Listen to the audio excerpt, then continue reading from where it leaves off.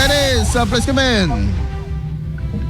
Nang iparukat iti statement ni Konsal Jason Pereira seknan tinagbaling nga viral video ni data Kapitan Dan Caduladanes iti barangay ito iti siyudad iti Lawag.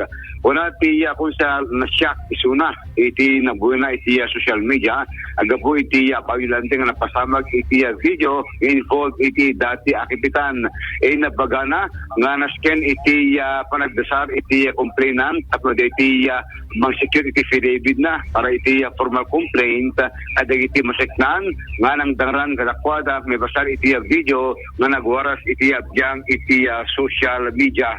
Yeah, I don't have any personal knowledge as to what transpired. I wasn't able to talk to any parties involved.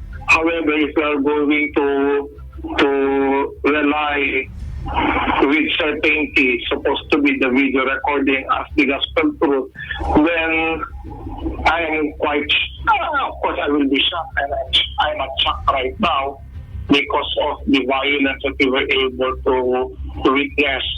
Of course, as lawyers, we do not want any person to be violent. We do not want any person to take the law into their hands by way of punishing any person who may have violated anyone, especially to that extent na ang dami po nilang umatake. Tapos, siyempre, very graphic po yun. So, it is something that should not be tolerated. It is something that should not be replicated.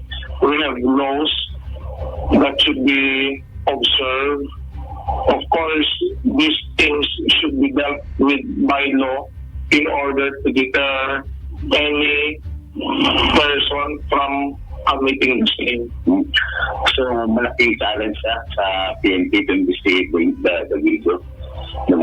Yes, of course, there is a video recording already that will already show what transpired.